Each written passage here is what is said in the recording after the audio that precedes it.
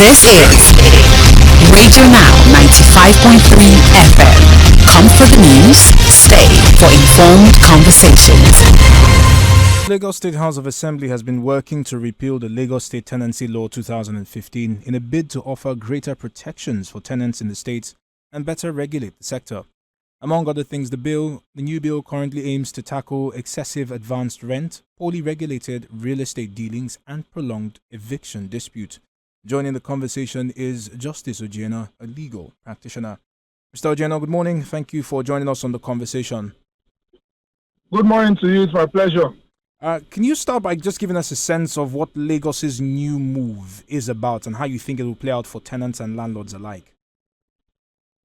Okay, with a broad stroke, I think that this law is practically trying to move closer to balance, playing a delicate balancing act between the relationship between landlord and tenant. And this time, it seems to be emboldening the landlords a bit more. The 2011 law and the amended version were strictly to empower tenants generally, but this one is moving a bit closer to the landlords and cutting down on the shenanigans of the agents. One of the first major things it tries to do is first, it is now making the entire territory of Lagos State under the tenancy law. Before, we used to have the exception of Ikoyi, Kenya, and VI, but now all territories in Lagos State are now bound by the law.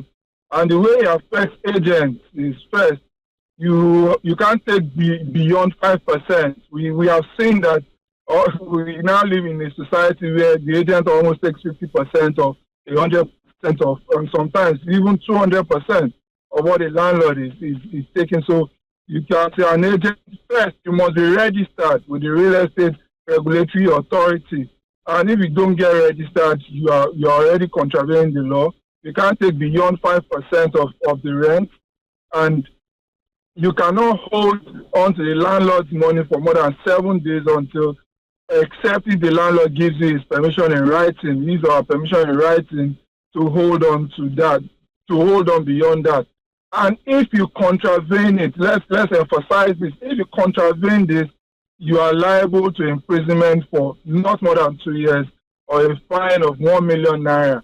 So if you see an agent that is not registered, that's enough. That's not registered as enough, and the person can be liable for those imprisonment terms or fines, or even both, depending on how unique the situation is. So that majorly is, with respect to the laws that have always been there, that have not ever been enforced, is one of such examples. And I'm not so excited that it's again repeating itself in this law, because I suspect that it's going to be honored more in breach. For example, when people, the landlord will ask for money for agreement. What agreement generally is the money for the lawyer to prepare the agreement, the tenancy agreement. But unfortunately, we have a situation where it is the landlord's lawyer that the tenant pays to. And under the law, everybody that hires a professional is supposed to pay the professional.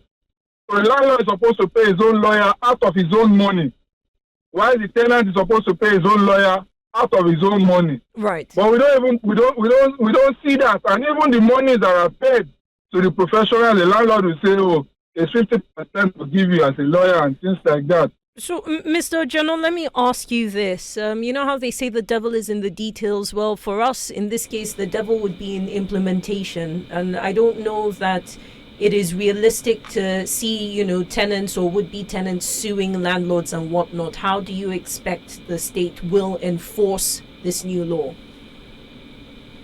Okay, for me, I feel that the state has always defaulted, has always been, I will hold them to that. They have not really been faithful with respect to enforcement. We see the 2 years excessive advance rent request by landlord. That has not stopped. So that's the major challenge is enforcement. They don't enforce. The Real Estate Regulatory Authority law too that was passed in 2021. It's not been enforced, and that's why from 2021 till now, we still have agents involved in all these shenanigans.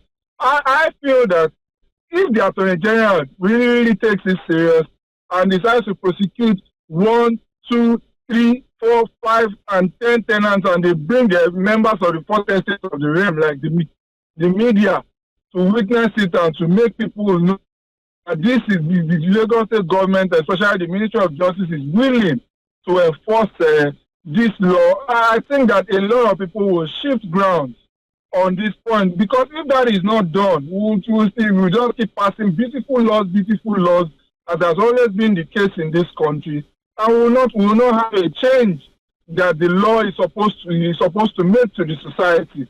A lot of evil is being done by unregulated professionals generally, and agents in particular.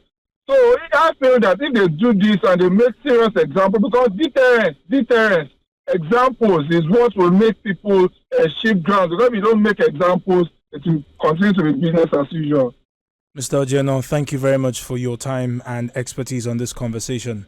Justice Ojeano is a legal practitioner who joined us to speak on the Lagos State House of Assembly's work to repeal the Lagos State Tenancy Law 2015 and make it better for landlords and tenants alike across Lagos.